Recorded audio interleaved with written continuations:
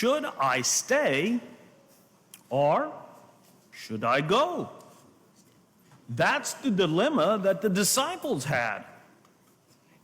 Because they heard Jesus said, this saying is hard. Who can accept it? Well, what was the hard saying?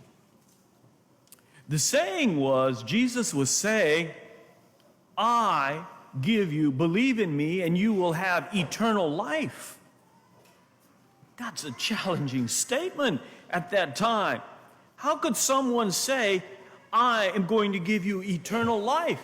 You're human, you're walking on the earth, you look just like me. And so, yes, that was a challenge to say, do I stay and follow Jesus, or do I go? Obviously, it says that some of them could not understand or believe, and so they left. Do you also want to leave?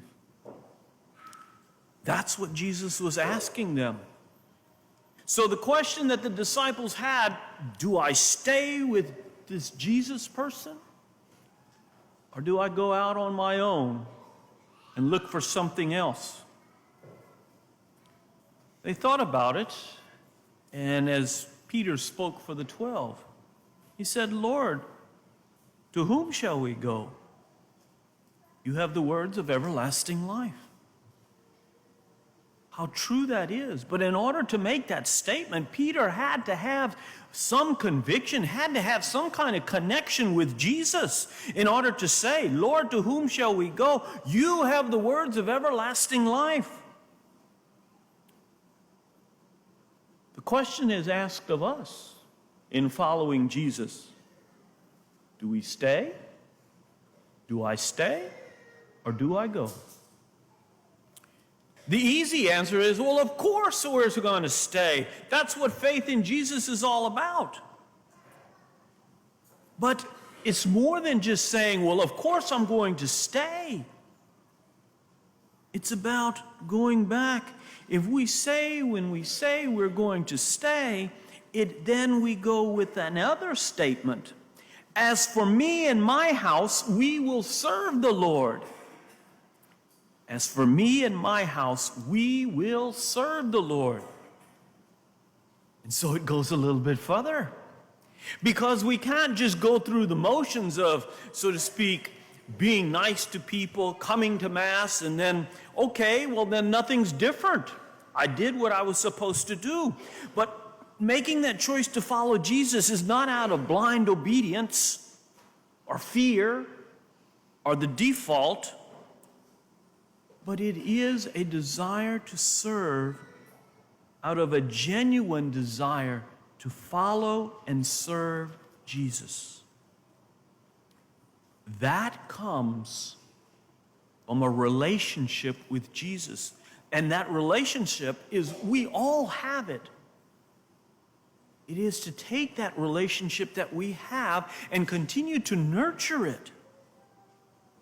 Just like the disciples, they had some faith that allowed them to say, okay, Jesus, I really don't fully understand what you're saying, but I trust enough and I believe enough in you to give my life to you even more. That's what we're on a journey of. We have come to believe and to know. Coming to believe and knowing is a process that begins with trusting enough and ends with understanding enough. And it continues then to draw us deeper and deeper into the mystery of God. We take the faith that we have. We take the faith that we have and trust that God's going to do what He can, that God is going to do with our faith. And then we go further, and then we branch out. It's almost like the mustard seed. We take that little faith that we have, and then we allow God to move within it and allow it to grow. It begins with the faith, and giving the rest over to God. And as we trust, we grow, and as we grow, we trust even more.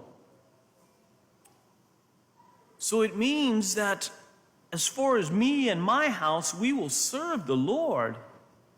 It's a service out of a genuine, heartfelt condition to follow Jesus. And that's where faith takes place. That's where faith grows in us, within the heart.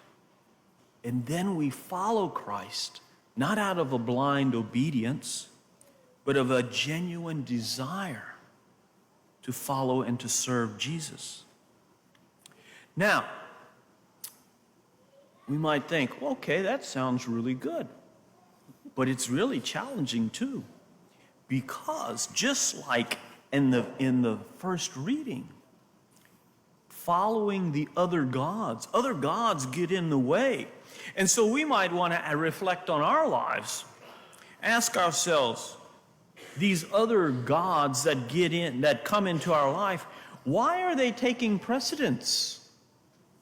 Why are they taking precedence in my life over that call to follow Jesus? I know I'm supposed to follow Jesus. I know I'm supposed to do that. But there is something going on that says, why is this other thing taking precedence in my life? Why is it taking precedence? And so we bring that to Jesus also, to ask Jesus, what's going on? What's going on? But then we go back to the decision. Do I stay and follow Jesus, or do I go? And certainly we know the answer, what the answer is supposed to be. But in reality, we have to ask ourselves, am I to make that commitment every day? It's one thing just to say it at baptism, well, yes.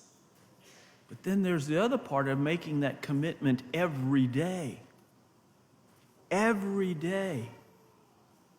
And so it is being drawn into the mystery of Christ every day of our lives. Staying connected, to stay connected with Christ. Certainly that's why we come here, to stay connected.